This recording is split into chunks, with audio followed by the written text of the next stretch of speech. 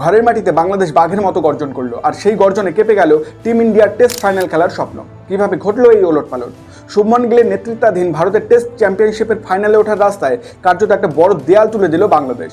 পাকিস্তানের বিপক্ষে তাদের ঘরের মাঠেই বাংলাদেশ যে এইরকম দাপট দেখাবে সেটা ক্রিকেট বিশ্বের বড় বড় পণ্ডিতরাও ভাবেননি। ম্যাচের চতুর্থ ইনিংসে জয়ের জন্য পাকিস্তানের দরকার ছিল 437 রান। টেস্ট ক্রিকেটের ইতিহাসে এই রান তাড়া করে জেতা অলৌকিক ব্যাপার, আর বাংলাদেশকে এই পাহাড় প্রমাণ লিড এনে দেওয়ার পেছনে আসল অবদান অভিজ্ঞ মুশফিকুর রহিমের দুর্দান্ত সেঞ্চুরি। রান তাড়া করতে নেমে পাকিস্তান কিন্তু শুরুতে ভালোই খেলছিল। মোহাম্মদ রিজওয়ান 94 রানের একটা মরিয়া লড়াই করে ম্যাচের মোড় ঘোরানোর চেষ্টা করেছিলেন, কিন্তু ঠিক তখনই বল হাতে এন্ট্রি নিলেন বাংলাদেশের স্পিন জাদুকর তাইজুল ইসলাম। পিচের ফায়দা তুলে নিজের ঘূর্ণিতে এমন জাদু দেখালেন যে পাকিস্তানি ব্যাটাররা জাস্ট আসা যাওয়ার মিছিলে যোগ দিলেন। একাই 6 উইকেট নিয়ে পাকিস্তানের পুরো ব্যাটিং লাইন আপ গুড়িয়ে দিলেন। পুরো পাকিস্তান দল শেষ দিনে 358 রানে অল আউট হয়ে গেল, আর এর সাথেই বাংলাদেশ পেয়ে গেল 2-0 ব্যবধানে এক ঐতিহাসিক ক্লিন সুইপ। বাংলাদেশের এই লড়াকু মানসিকতা এবং কামব্যাক করার ক্ষমতা ক্রিকেট বিশ্বকে চমকে দিয়েছে, এবং তারা প্রমাণ করেছে যে টেস্ট ক্রিকেটে তারা এখন যে কোনো বড় দলকে চ্যালেঞ্জ করতে পারে।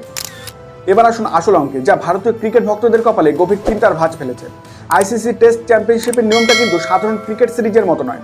এখানে দলগুলোর র্যাঙ্কিং মোট পয়েন্টের ওপর হিসাব করা হয় না, হিসাব করা হয় পয়েন্ট পার্সেন্টেজের ওপরে। অর্থাৎ একটা দল যতগুলো ম্যাচ খেলেছে তার মধ্যে কত শতাংশ পয়েন্ট তারা আদায় করতে পেরেছে, সেটাই হলো আসল চাবিকাঠি। এখন স্ক্রিনে দেওয়া এই টেবিলটার দিকে ভালো করে তাকান। সিরিজ 2-0-তে জেতার পর বাংলাদেশের পার্সেন্টেজ লাফিয়ে পৌঁছে গেছে 58.33%, আর ভারতীয় দল এই মুহূর্তে দাঁড়িয়ে আছে মাত্র 48.15%। ফলে আইসিসির নিয়ম অনুযায়ী যা হওয়ার তাই হয়েছে। বাংলাদেশ টিম তালিকায় শটান 5 নম্বরে উঠে এসেছে, আর শুভমন গিলের ভারত চলে গেছে 6 নম্বরে। এশিয়ার বড় দলগুলোর মধ্যে ভারত এখন শুধু পাকিস্তানের ওপরেই আছে, বাকি শ্রীলঙ্কা এবং বাংলাদেশের নিচে চলে গেছে। এখন আপনাদের মনে প্রশ্ন আসতেই পারে, ভারতের এই রকম করুণ হাল কেন হলো?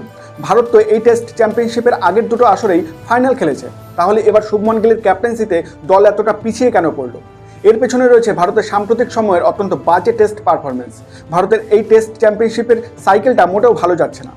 ঘরের মাঠে দক্ষিণ আফ্রিকার কাছে 0-2 ব্যবধানে সিরিজ হেরে মুখ পুড়েছিল টিম ইন্ডিয়ার। এরপর ইংল্যান্ড সফরে গিয়ে 5 ম্যাচের সিরিজে লড়াই করলেও সিরিজ কোনো মতে 2-2 ড্র করে ফিরতে হয়েছিল শুভমনদের। সব মিলিয়ে ভারত এখনও পর্যন্ত 9টি টেস্ট ম্যাচ খেলে ফেলেছে, যার মধ্যে জিতেছে মাত্র 4টিতে, হার হয়েছে 4টি ম্যাচে, আর ড্র করেছে 1টি ম্যাচ। এই ওঠানামা, ব্যাটারদের আউটফর্ম এবং স্লো ওভার রেটের কারণে আইসিসির জরিমানা হিসেবে পয়েন্ট কেটে নেওয়া, সব কিছুর মাসুল এখন গুনতে হচ্ছে ভারতকে। ভারত কয়েক মাস কোনো টেস্ট ম্যাচ খেলেনি, আর ঘরের মাঠে বসে থাকার সুযোগেই বাংলাদেশ তাদের টপকে চলে গেছে। তাহলে কি ভারতীয় ক্রিকেট ভক্তদের সব আশা শেষ? লন্ডনের লর্ডস স্টেডিয়ামে 2027 সালের টেস্ট বিশ্বকাপের ফাইনাল কি আর ভারত খেলতে পারবে না? ভারত কি ট্রফি জয়ের দৌড় থেকে ছিটকে গেল? সোজা কথায় উত্তর হলো, রাস্তা এখন মারাত্মক কঠিন, তবে খাতায় কলমে অসম্ভব নয়। ভারত আগামী জুন মাসে আফগানিস্তানের বিরুদ্ধে একটা টেস্ট খেলবে ঠিকই, কিন্তু সেটা টেস্ট চ্যাম্পিয়নশিপের অংশ নয়, তাই সেখান থেকে কোনো পয়েন্ট আসবে না।